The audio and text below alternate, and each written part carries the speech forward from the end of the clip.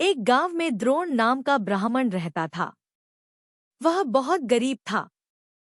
न उसके पास पहनने के लिए अच्छे कपड़े थे और न ही कुछ खाने को था। ब्राह्मण जैसे तैसे भिक्षा मांगकर अपना गुजारा कर रहा था। उसकी गरीबी को देखकर एक यजमान को उस पर दया आ गई।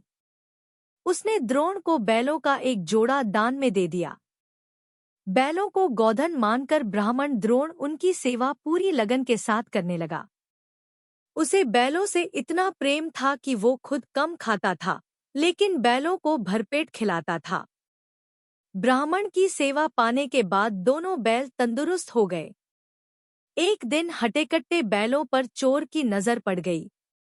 बैलों को देखते ही चोर ने मन ही मन बैलों को चुराने की योजना बना ली।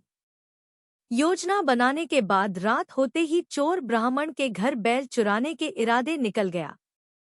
कुछ दूर चलते ही चोर का सामना एक भयानक राक्षस से हुआ। राक्षस ने चोर से पूछा, तुम इतनी रात को कहाँ जा रहे हो? चोर ने कहा, मैं ब्राह्मण के बैल चोरी करने जा रहा हूँ। चोर की बात सुनकर राक्षस बोला, चलो मैं भी तुम्हारे साथ चलता हूँ। मैं कई दिनों से भूखा हूँ। मैं उस ब्राह्मण को खाकर अपनी भूख शांत करूंगा और तुम उसके बैल ले जाना।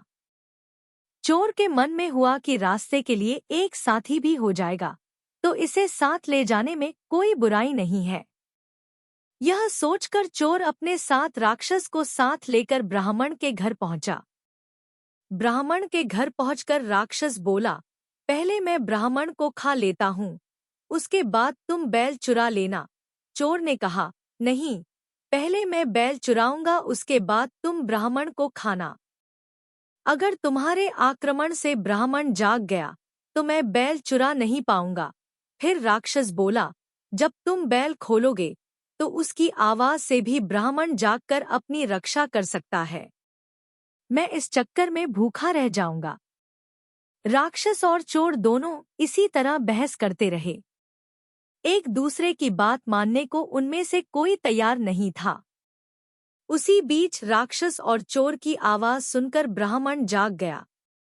ब्राह्मण को जागा देखकर जल्दी से चोर बोला, हे ब्राह्मण, देखो यह राक्षस आपको खाने आया है, लेकिन मैंने इससे आपको बचा लिया।